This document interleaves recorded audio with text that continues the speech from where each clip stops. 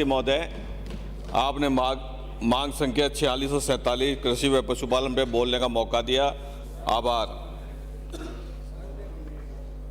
खुशहाल किसान समृद्ध राजस्थान।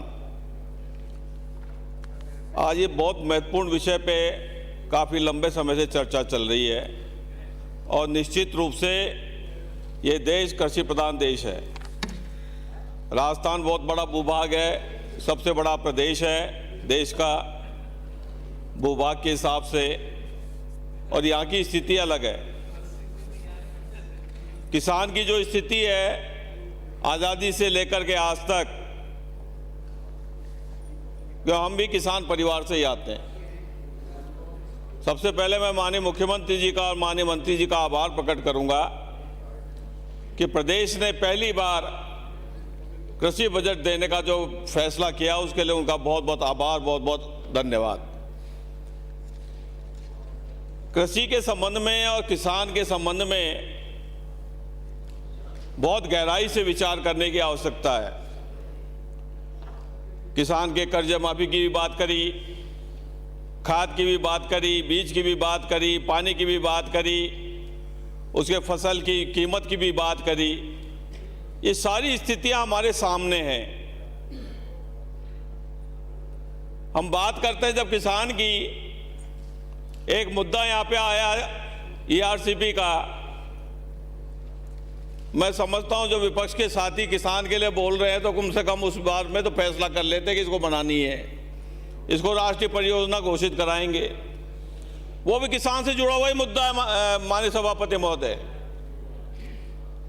लेकिन उसके बारे में कोई नहीं कहेगा। जिसमें 2 लाख हेक्टेयर भूमि सिंचाई होगी और 13 जिलों को पानी पीने को मिलेगा, लेकिन उसकी चर्चा कोई नहीं करेगा। यहाँ पर किसान की बात तो बहुत बड़ी बड़ी करेंगे, लेकिन किसान की जो हालत है आज आप गांव में जाके पूछिए। किसान को अगर कह गए खेती भाई टोटे का काम है, भाई खेती नहीं करनी, टोटे का काम है, लेकिन मजबूरी करनी पड़ती है।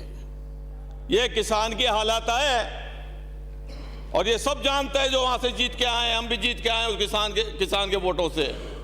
लेकिन किसान की जो हालत है आज, उस पर सबको बैठ के विचार करना पड़ेगा। माननीय मुख्यमंत्री से भी मैं निवेदन करूंगा, आज ये कर्जे की बात होती है, बार बार कर्जा माफी की बात होती है, इसकी धरातल में जाइए कि क्यों होता है बार बार, किसान क्यों कर्जदार बनता है बार बार, क्यों उसकी जमीन नीलाम हो रही है। इस बारे में हमारे को विचार करना पड़ेगा, जब जाके किसान इस कर्जे से मुक्त पाएगा। सरकारें आती हैं, कर देती हैं। पिछली सरकार ने कर्ज माफी करी, अधूरा काम छोड़ के चले गए। 2000 करोड़ कर्जा माफ करने का करी, बाकी कर्जा हमारी सरकार ने, माननीय मुख्यमंत्री अशोक गहलोत साहब ने किया। बार बार कहते हैं आपने कर्जा माफ नहीं किया।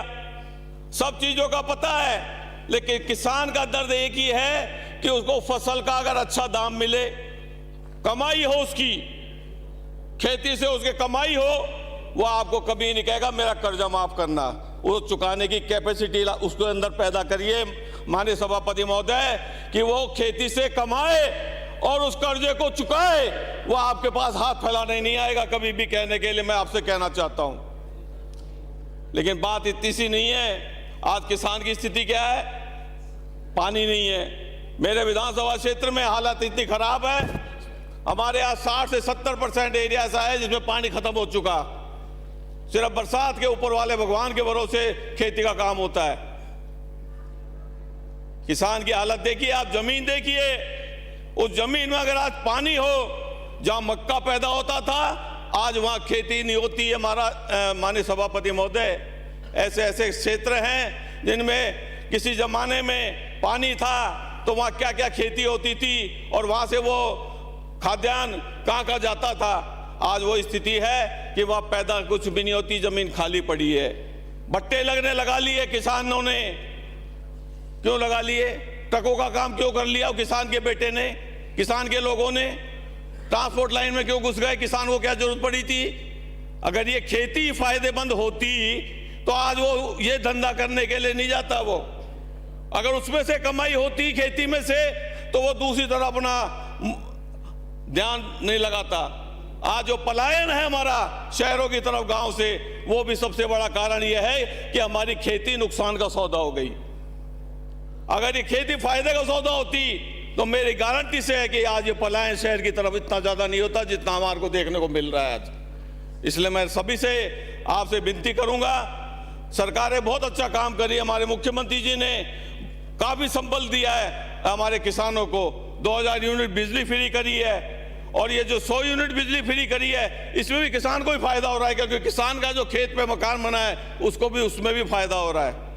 ये छोटा काम नहीं है, सब्सिडी दे रही है सरकार, हर चीज में मदद कर रही है राज्य सरकार, केंद्र सरकार भी कहीं कर रही होगी। लेकिन मैं केंद्र सरकार से इतना ही निवेदन करना चाहता हूं कि जब मनमोहन सिंह साहब प्रधानमंत्री थे, हजारों करोड़ रुपए किसान का कर्जा माफ किया, इतना सा कर्जा माफ करने में आपको क्या जोर आ रहा है? आपको बोलने में दिक्कत आ रही है कि राजस्थान के उस किसानों का जो कर्जा है उसको माफ कर दें। उस सरकार ने भी तो सोचा होगा ये भूमि अधिग्रहण कानून क्यों बनाया गया, जो किसान की जमीन कौड़ियों के भाव नहीं बिके, उसको अच्छा दाम मिले जब भी उसकी वो जमीन एक्वायर होती है। ये मनमोहन सिंह जी सरकार और यूपीए की सरकार का दृष्टिकोण था। आज के जमाने में जब हाईवे निकल रहे हैं, माननीय सभापति महोदय, अगर वो जमीन की कीमत अगर वो अध्यादेश नहीं होता लागू, तो आज किसान की जमीन कौड़ियों के भाव बिकती। इसको भी हमारे को ध्यान रखना पड़ेगा, लेकिन इसकी चर्चा कोई नहीं करता। सबसे बड़ी एक ही चीज है माननीय सभापति महोदय, किसान की खेती को आप प्रॉफिटेबल बनाइए, उसको उत्पादक उसका ऐसा हो, उसको दाम ऐसे मिले कि उसके अंदर से उसको कमाई नजर आए। माननीय सभापति महोदय, मैं मेरे इलाके की 2 बात कहना चाहूँगा कि मेरे यहाँ सहायक कृषि अधिकारी उद्यान का पद मैं माननीय मंत्री जी से काफ़ी बार रिक्वेस्ट कर चुका हूँ। अगर आप इस बजट में इसकी घोषणा करा सके तो मैं आपका बहुत बहुत आभार प्रकट करूँगा। और मेरे यहाँ वैसे मैंने मांग करी है माननीय मंत्री जी से, मुख्यमंत्री जी से भी और मंत्री महोदय को भी, कि मेरे यहाँ खेजरौली में कन्या महाविद्यालय खोलें। अगर वो नहीं होता है तो कम से कम एक कृषि महाविद्यालय तो आप खुलवाएं हमारे यहाँ, तो आपकी बड़ी मेहरबानी होगी। आपने बोलने का मौका दिया, धन्यवाद। जय हिंद, जय भारत।